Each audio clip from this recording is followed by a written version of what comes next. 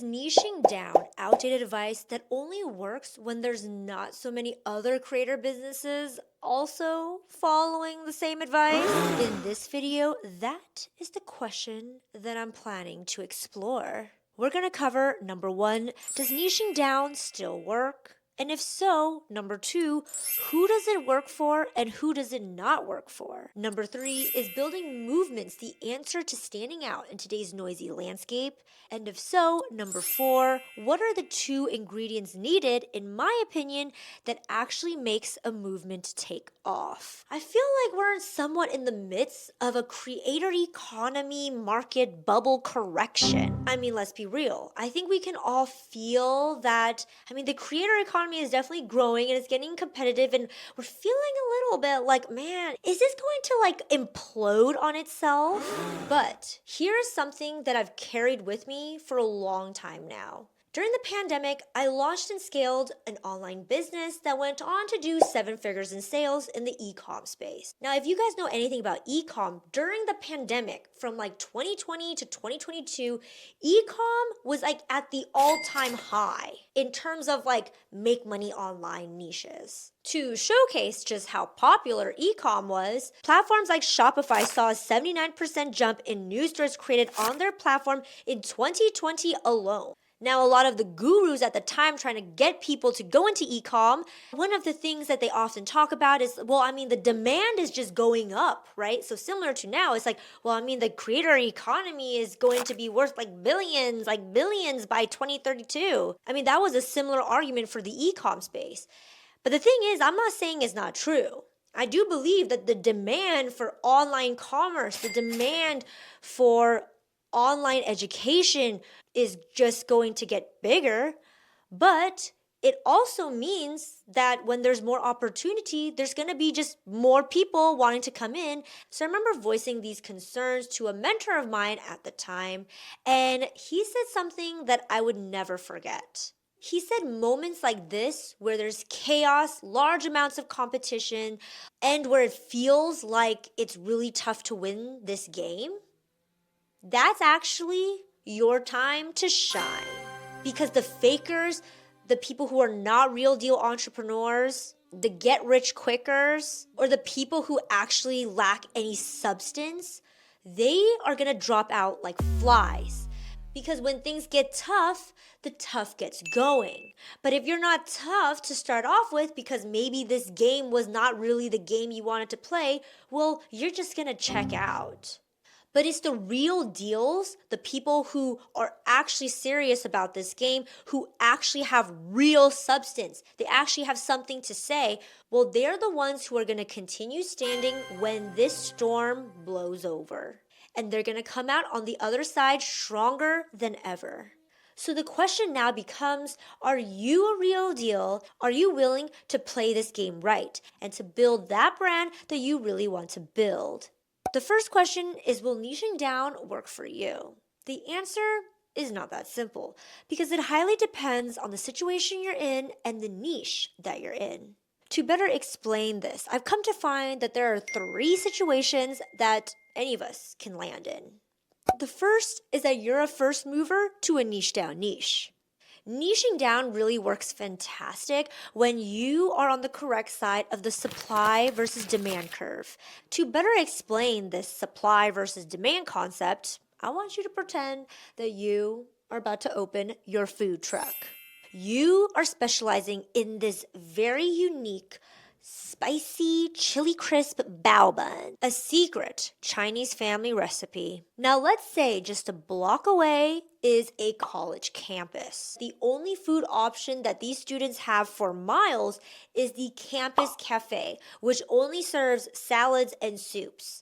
Now these students, they are tired of those salads and soups. Well, this food truck is perfectly positioned to be on the correct side of that supply and demand curve.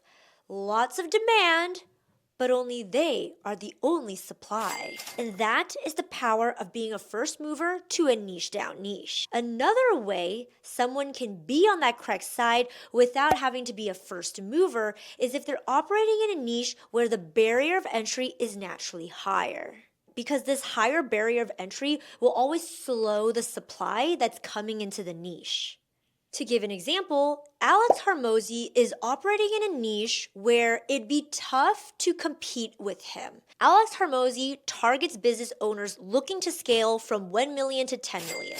As we can see, I think the probability of people knowing how to do that, there's just not that many people. So naturally, his niche does not get saturated that fast. Now, let's say you're not a first mover and you're not really operating a niche where that barrier of entry is high. Most likely, you are going to be either the later movers into the niche, the 10th, the 20th, the 1000th. So for instance, I'm going to take the personal development niche. A lot of us will always be passionate about personal development because majority of people want to do that. The probability that some of that subsegment of the population is going to move into, I want to be an expert on this, I want to be a thought leader on this, I want to create content around this, is high. So the first thing is that if you're going into one of these niches, it requires a bit more strategy up front, because before you enter the game, you need to kind of take into account what you're up against and figure out how are you going to position yourself? How are you going to differentiate yourself? Otherwise known as, what is your unique value proposition? Some ways that you can differentiate is by providing a different viewing flavor. Second is by showcasing you have an leverage. I talk extensively about this in my video too, if you would like to check that out. Third is sometimes even leaning in to your demographic or your psychographic helps provide that extra edge for your unique value proposition. The reason why the unique value proposition is so important, and if you do not do your homework and craft a strategy before you go into the market of how you're going to differentiate yourself, is that you can be in this type of situation. I noticed that sometimes, even though when someone's niching down, if they're niching down, but there's still already players at the niche down level, usually the attention, the credibility, maybe even audience money still goes to the established player. The reason why, in my opinion, this occurs is because if you are going toe-to-toe with an established player, you're not really offering anything different. You're kind of just pretty much offering the exact same thing. The biggest difference that they still have over you is that they already have the brand leverage. They have social clout. They have numbers. And so naturally, this tips the favor onto their side. However, if you do offer a unique value proposition, you're bringing something new to the table. Now you are giving people a reason to look beyond the fact that you do not have brand leverage, to look beyond the fact that you may not have numbers yet. And so that's why finding the leverage is so important. Now, the third situation type that you may find yourself in is that you can actually just niche down one more time. For instance, fitness coach becomes fitness coach for millennial women, or fitness coach for millennial women who are currently pregnant and they want diastasis recti friendly exercises. Now, the second issue that one may come across when niching down is that sometimes there may not be any demand at that niche down level. I've talked about the concept of total addressable market in my 4th video, if you would like to also watch that to learn more. But essentially, it is a situation where, yes, you are supplying, but there's just no demand for the supply. So even though there's not that much supply, well, there's equally not enough demand. So we've covered the danger of niching down so far that there's no demand. But what about the opposite problem? What if you know there's a market for your niche, you've been consistent, but you're still not getting the results? From my observations, I found that it usually comes down to one of 3 things. The first is an execution gap. Sometimes the strategy is right, but the execution is a bit funky. Maybe it's about learning how to communicate your ideas more effectively. Or maybe it's about doing a full content strategy overhaul to make videos, to make content that people can actually find. The second reason, and this could be a big one, is the Me Too issue, where you've niched down, but at this niche down level, there's still a lot of other players. You do not want to niche down any further, or perhaps you just cannot. So you cannot compete on just topic alone. You have to find a unique value proposition, which we have discussed some of the ways you can, but the next way is to build a movement, which we're going to get to in just a bit. So, as we can see, the question of does niching down work? The answer is not that simple, and there's nuances that's involved with that because it highly depends on the situation that you're in. The next thing that we're going to cover is what I believe is the next secret ingredient to play in this new era of the game. And that is, if we learned nothing from going through all the different types of niche situations, is that perhaps maybe we should stop narrow-mindedly thinking of what is our niche and instead switch our mind into what is a movement that I can build. A niche is a topic that you serve. A movement is a philosophy that you lead. Let's use an example from the finance niche. Most finance channels serve a topic. They'll teach you how to open up a Roth IRA or compare credit cards. And while that's valuable, it's also a forgettable utility. You become a commodity, easily replaced by the next creator. But then there's a channel like the financial diet. They don't just serve a topic, they lead a movement. It's a movement for millennial women who are tired of toxic girl boss hustle culture and shame-driven financial advice. Their philosophy is for people who have hit that wall and want to learn how to live with money, not for money, so they can have more time, more creativity, and build a life they're truly proud of. Now you may be wondering, what goes into building a movement? After studying some of the most powerful brands in the world, I've narrowed it down to 2 foundational ingredients, 2 starting ingredients that are needed if you want to build a movement that will take off. Number 1, it needs to have a messenger worth following. And number 2, it needs to have a message with bite. Before we even talk tactics and strategies about how to actually build a movement that will hook people, that will get people engaged, it all literally doesn't matter if the person leading the movement is not even worth following. So we need to make sure that we are messengers worth following. And it's incredibly hard to own a movement when you have not even owned yourself. Now, this is important because people do not follow people who are operating from empty cups. They're following people who are operating from overflowing cups because of energetic frequency exchange. Anytime someone is consuming a piece of content, even though it's not in person, there is still literal energy being exchanged between the creator and the viewer.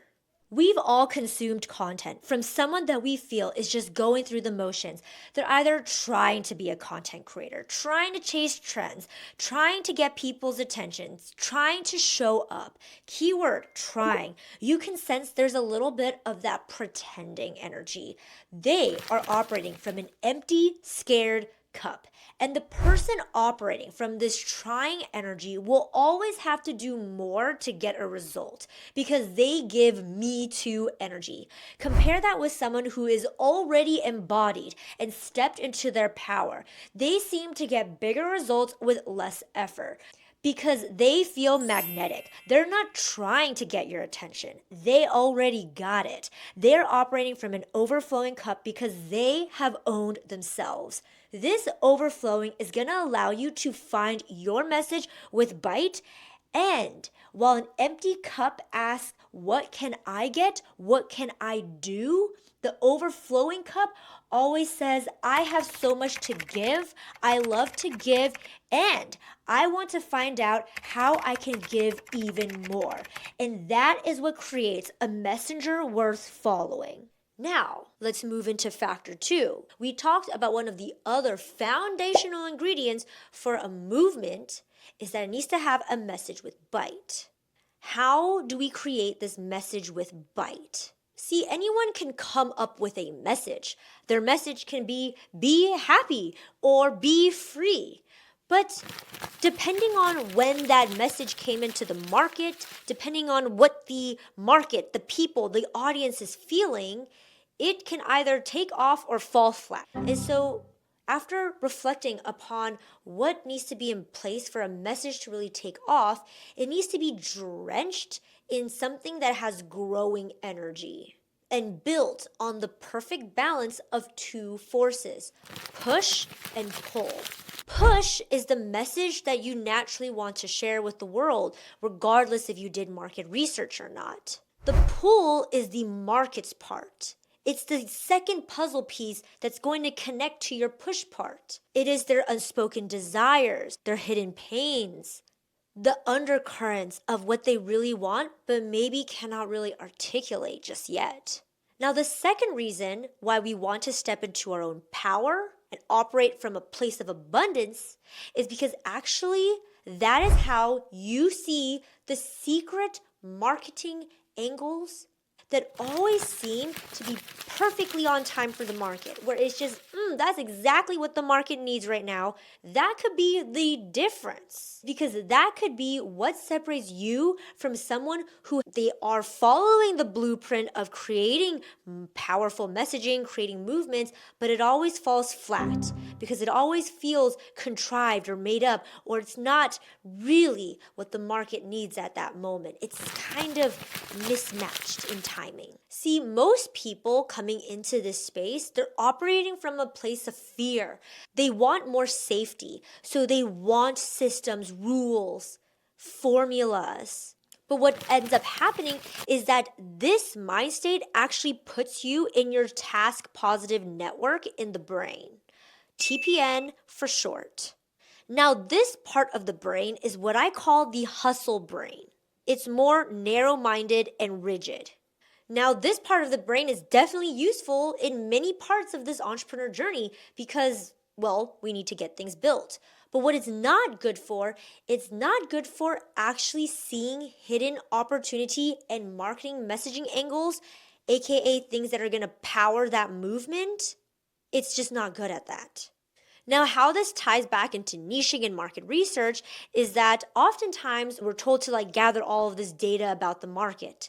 But what I notice ends up happening for some people is that if you are in the TPN network, task positive network, and your mind is like this rigid, boxy robot, once you gather all of that data, what you're going to see from the data is just obvious conclusions that other people are also coming to the same conclusions, which, as we've discussed, if we're all coming to the same conclusion because it's just the obvious data conclusion, then we're all just going to have the same unique value proposition, which means that it's no longer a unique value proposition. What you need to do instead is that you need to have a mind that's open to seeing hidden connections, things that maybe other people can't see. It needs to be open to receiving downloads from this data. And that is where the default mode network, aka DMN, comes in. It is the opposite of the TPN part of the brain. When the default mode network is activated in the brain, this is where we typically see novel connections being made, aka new, exciting, groundbreaking connections. This is where you start coming to conclusions that, well, majority of people can't see because they're hidden. Now, one of the dangers of fully letting your DMN run wild without it being contained is that it leads to the artist problem that we sometimes see, where people sometimes move a bit too much into this niche is you concept. If you're all artists, you're all just the niche is me, the niche is me.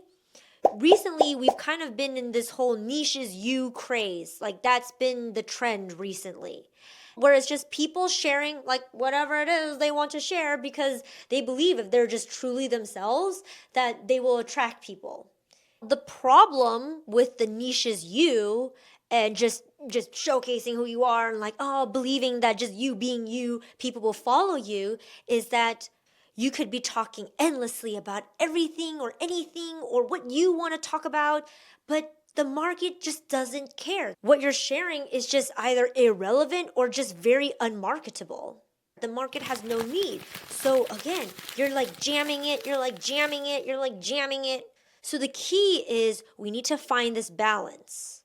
And so that's why it needs to be a balance of push and pull, where yes, you need to step into your power so you can be a messenger worth following, but we need to balance that energy with pull. We need to keep you from overshooting and just like moving on to La La Land. And that is why this balance is just so nuanced, but so important. So, the reason why you want to step into your power is if we're trying to find our message with bite, what I've noticed is that the first step is that we need to deeply understand and honor that this is a push and pull balance. And that we need to also honor that this is not a linear journey either. Meaning it's not like, oh, so simple, we just do step 1, step 2, step 3, and then boom, we find it. This is something that requires finessing. It requires you to marinate after you've gathered the data. Now, the key is that bringing this back to you need to be operating from that default mode network, because then you're going to be able to start to see, how can we orientate these puzzle pieces? What puzzle pieces do I need to bring in? What puzzle pieces do I need to take out? We need to find how to connect you, the puzzle piece, with the market, the puzzle piece, and find a way to get it to click. Like, you cannot force these bursts of epiphanies and creative thought when your mind is literally in survival mode. Because when someone is in survival mode, they have to be focused, they have to be rigid, because they need to be goal orientated. They need to get things done. But in order to discover a messaging angle, a message that will bite, then you need to be in an open mind state for your brain to be allowed to make those connections. And so that is why you need to step into your power, operate from an overflowing cup, and operate from a place of abundance. And once you do that, you can start switching between these modes easily. Now, one data point that can lead you into finding where these connection pieces can connect is what I call finding where there are underserved markets, growing energies, or switching triggers. That is the topic for the next video in this series. But if you would like to get ahead, like the good student that you are, I have a worksheet exercise going through some of the things that you need to gather so you can start marinating. I'm launching this exercise module exclusively to people who are on my newsletter. So if you are interested in that, why are you not on my newsletter yet? Why? Click the link down below to sign up. By the ways, this video is sponsored by me. I'm currently launching my beta cohort of Project Thought Boss. If you would like a second pair of eyes on you and your work and your message, I would love to help. Project Thought Boss is a co-creational experience where we help you define what is your unique value proposition that is a great combination of your push and the market's pull. Together, we will create a message that you can monopolize on and develop a content strategy, a content experience that will help market this. If you would like to learn more, click the link down below. But I want to let you know that no one is forcing you. I am so excited to continue to release out more content for my free Build Your Brand series here, where I spent thousands of hours so you don't have to, analyzing how the creator economy is changing. This is step 2. Figuring out how to stand out from the Me Too's by uncovering your secret sauce.